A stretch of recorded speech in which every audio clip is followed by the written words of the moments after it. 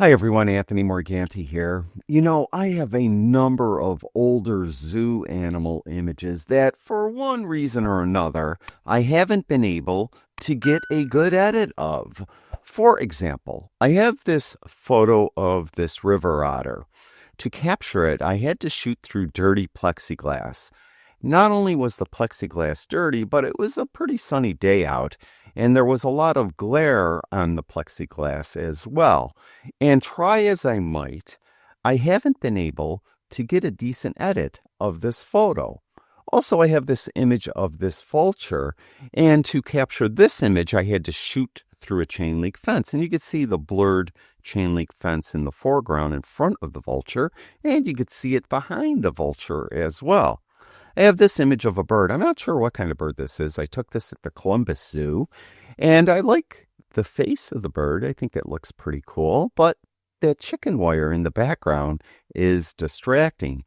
I have this image of this rather terrifying monkey, and I have this kind of post coming out of the back of his head, and I shot through a chain link fence again, and there's a chain link fence in the background that's kind of distracting. And then I have I'm not sure it's the same monkey, but it's the same type of monkey. And again, I shot through that chain link fence, and you can see it more obvious in front of the monkey, and it's very obvious behind the monkey.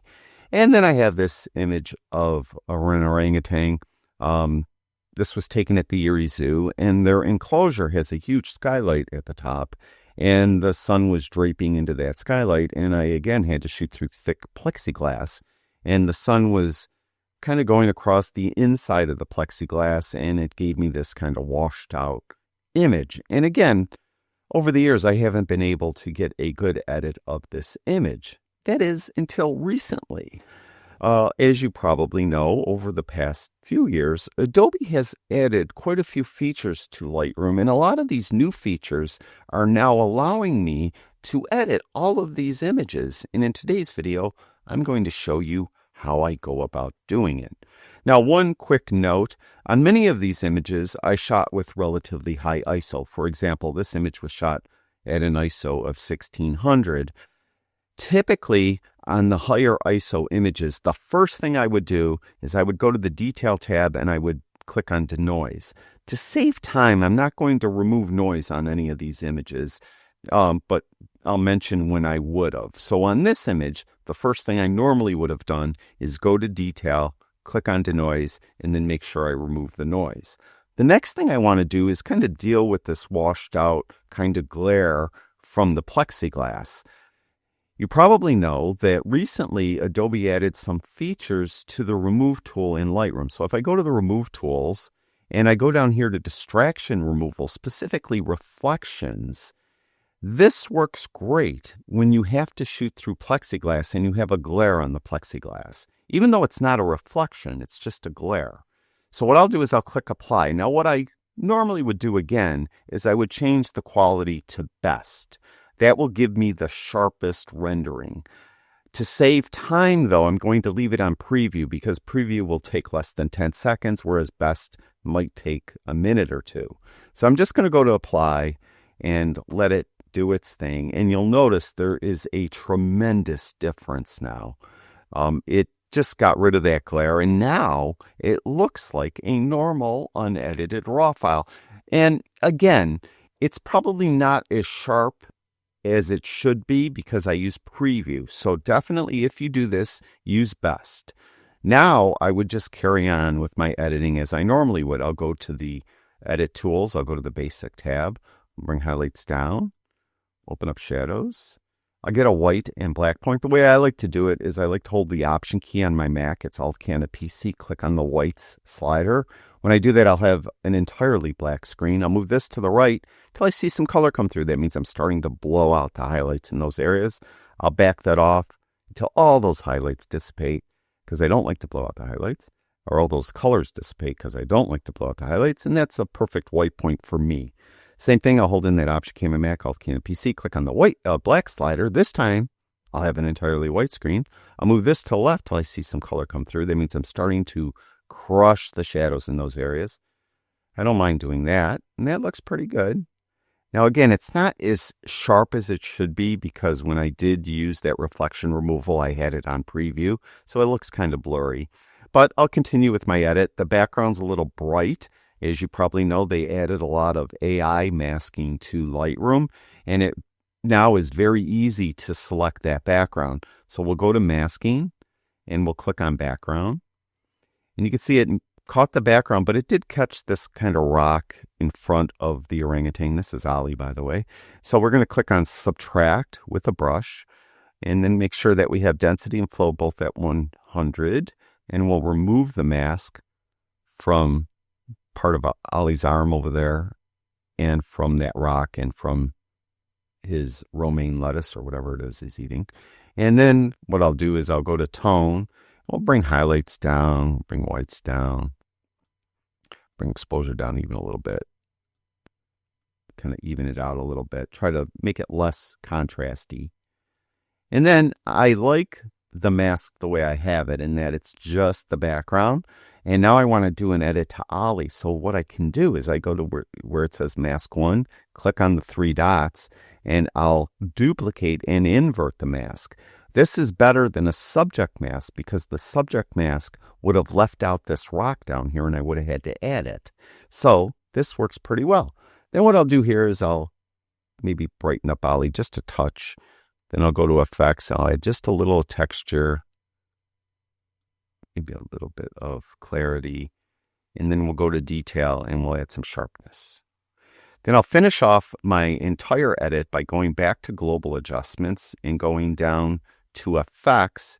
We'll add this darker vignette.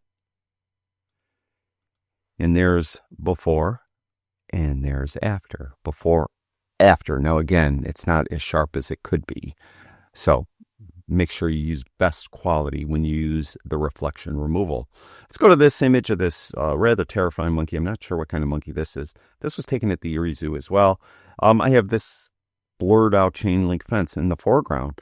So again, now it's shot at ISO 400. I probably wouldn't reduce noise or need to on this image. But again, I will go to the removal tools. I'll go to reflections.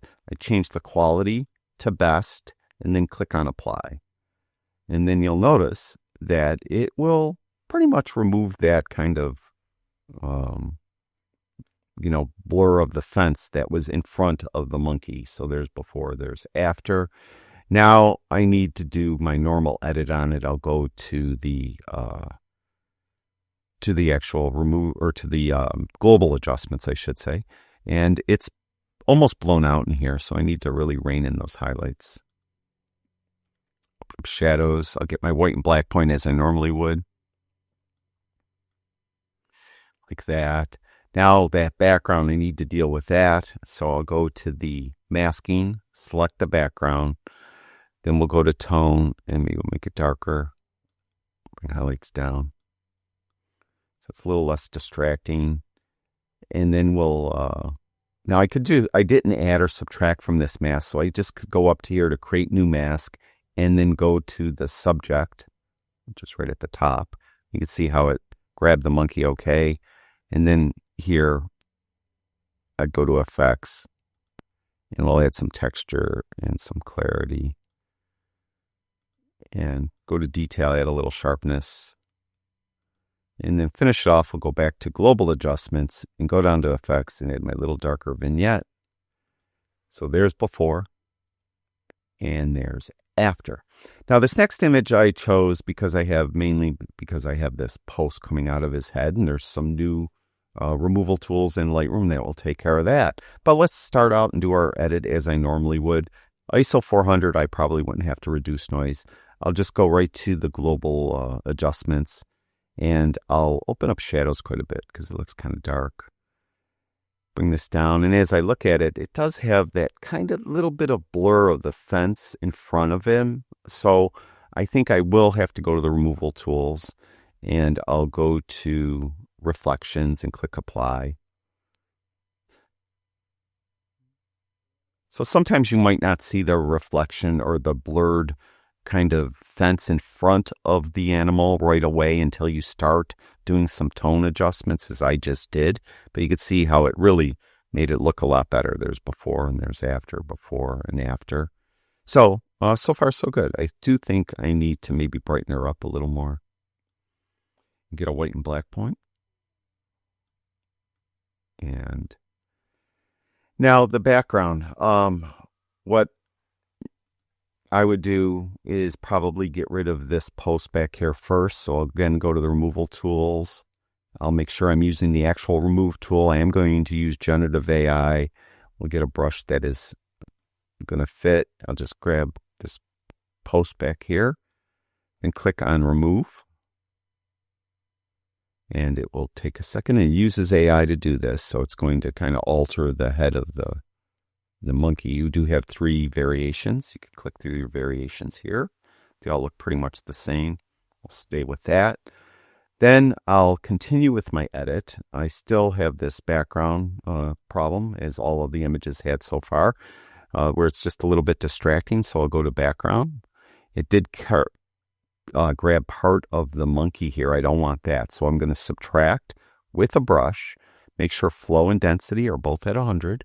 And then I'm going to remove the mask from this part of the monkey down here, because I just want to do my adjustment to the background.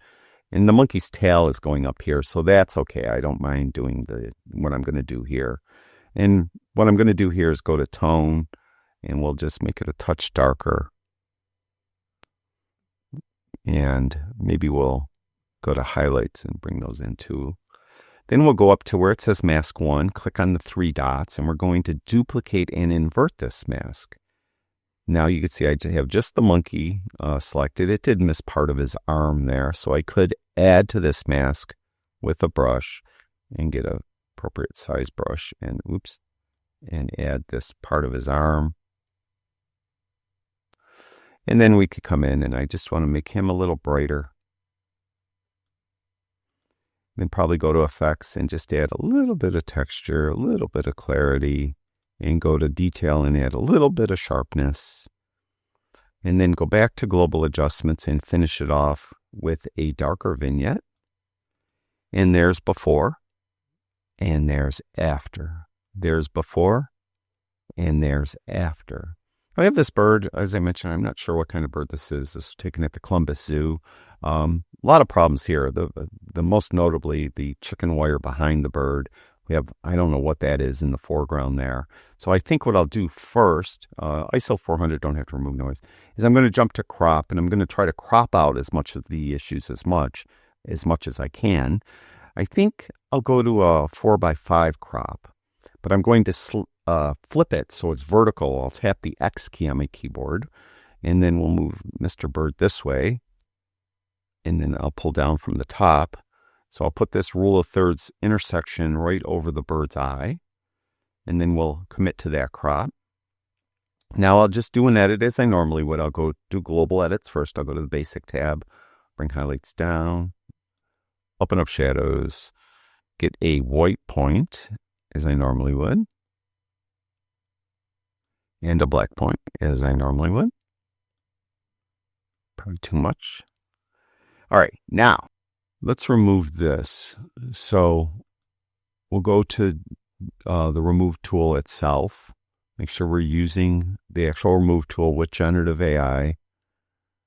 And we'll come in here and get rid of this. Now, again, this is relatively new to Lightroom. I wouldn't have been able to do this in days gone past, days of yore. So we'll remove that.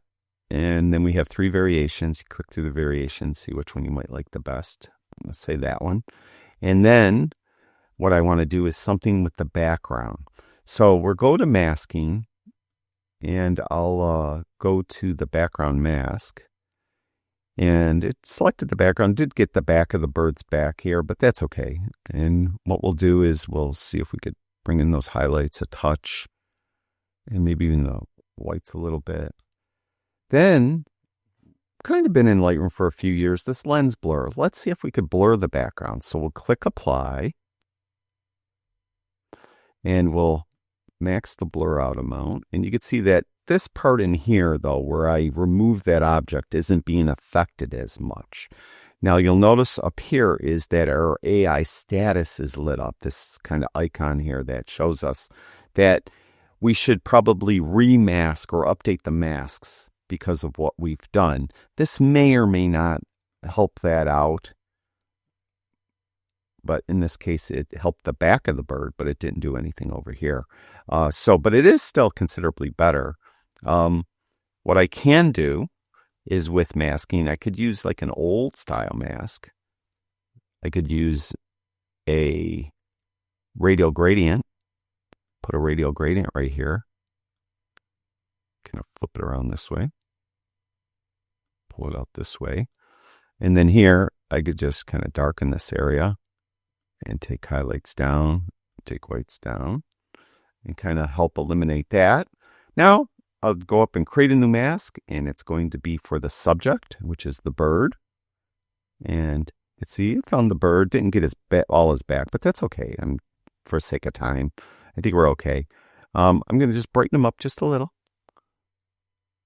And then I'm going to go to Effects, and we'll add a little texture, a little clarity, and then we'll go to Detail, and we'll add some sharpness. And then we'll go back to Global Adjustments, and I'll finish it off with a darker vignette. And we went from that to that, that to that. So I wasn't able to do that just a few years ago in Lightroom. I have this image of the vulture. Again, I was shooting through a chain link fence. You can see the blurred out chain link fence in the foreground here. I have the really annoying chain link fence behind it. Shot at ISO 360. I probably wouldn't have to worry about noise on this image.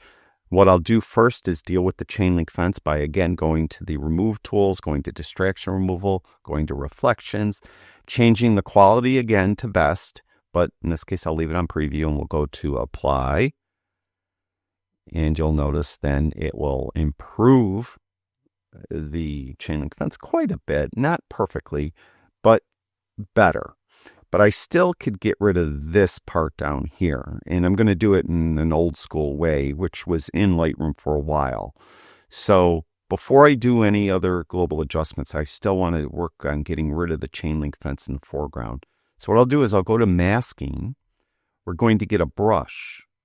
And we're going to make sure feathering's at 100, flow and density are at 100. And then I'm going to mask in here. So this part that's kind of still got a it's like lacking contrast where the fence was. All right, so we'll come in here.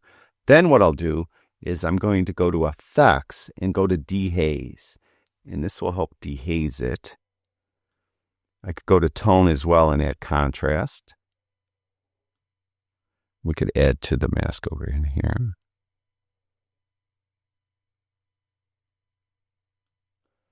And you could see that that helps that. There's before and there's after. Now I'll go and do global adjustments. I think what I want to do is crop it. I want to tighten it up a little bit. So bring it down like this. So that helps eliminate a lot of that distracting background. Then we'll go here, and now we'll do some global adjustments.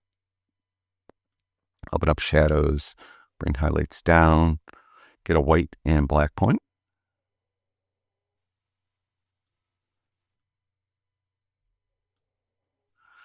And I think we'll do something with the background now. So we'll go to masking again, click up here, go to background.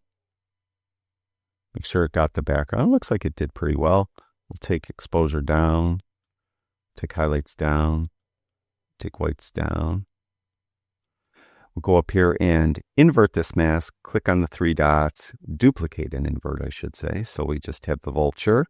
And then here, I think we'll go to Effects, and we'll add some texture, lots of texture, a little clarity, and Detail. And could probably improve in here that kind of mask I did there. So I could hold in the Alt or Option key, and I'll get a minus brush, and I could come in here and feather it through a little bit. Oops, going the wrong way. Maybe I should go this way. And then hold that Alt Option key in here. Oops, we probably feathering at 100 for that. Undo that.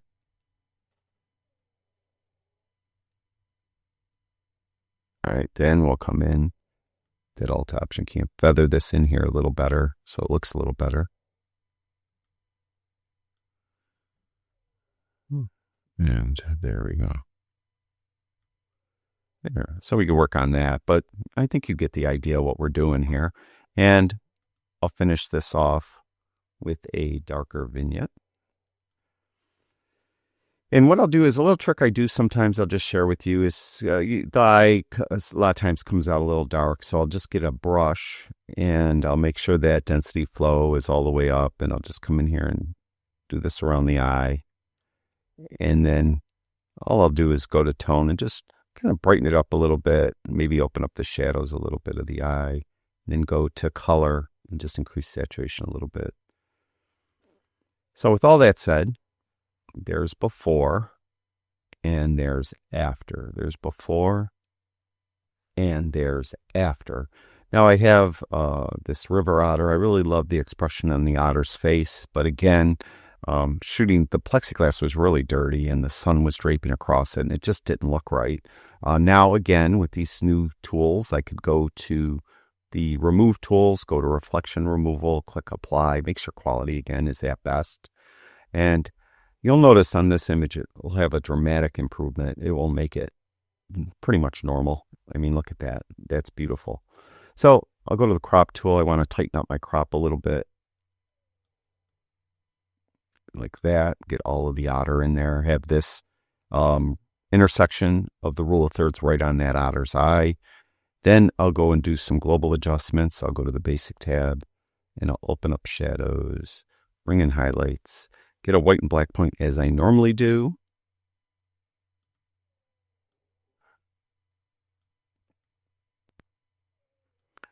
And I don't like to add texture, clarity, dehaze, and usually vibrant saturation globally. I always prefer to do that with masking. So we'll go to masks and we'll get a subject mask. And it over-selected part over here. So we're going to get a subtract with a brush. And we'll come in here and, oops, didn't want to do that. And we'll subtract with a brush. And we'll come in here and remove it from over here. I'm going quickly, trying to be careful. And then we'll do our edit. I think what we'll do is we'll go to tone. And we're going to make him or her a little brighter. And we'll go to effects and we'll add some clarity and some texture, not that much texture. And then we'll go to detail and we'll add some sharpness. And then we'll maybe add a little saturation as well. Not very colorful otter though, but. And then we'll go back to global edits and we'll go down to effects and we'll add our darker vignette. And there's before. And there's after. Before, after. So the main point of this video today is just to demonstrate that with some of these new tools and technologies that have been added to Lightroom over the last few years, we're able to go back to older images that we weren't able to get a decent edit of, and hopefully nowadays we could get a nice edit. I really like this edit a lot of this specific river otter. Now the other ones on this image here, we'll switch, there we go. I need to work on this area a little better, but overall that looks way better. We have this image here, and this looks, I think, acceptable now. Then we have this image of this horrifying monkey, who was very upset with my camera for some reason, by the way, when I was taking these images. This specific monkey, I think it's the same one, between the two images, he was really like jumping at me. Didn't like my camera lens. I think maybe the monkey was seeing his reflection in the lens. Then we have this image, and that is greatly improved. And then we have Ollie, the orangutan, who used to be at the Erie Zoo, is now at the San Francisco Zoo. And that one too, it's kind of blurry still. And again, if when you I said it numerous times, when you use the distraction removal reflections, make sure that you set it to best. And it will take, you can see it's going to take around a minute, but it will give you a sharper rendering of the areas behind the reflections, or in this case, the area behind the glare. And it will just give you a better image overall. So if you're going to do this, definitely have it on best. And that's it. That's how you could maybe go back to some of those older images that you have and be able to get a decent edit of them. Thank you, everyone who watches my videos. I really do appreciate it. Talk to you guys soon.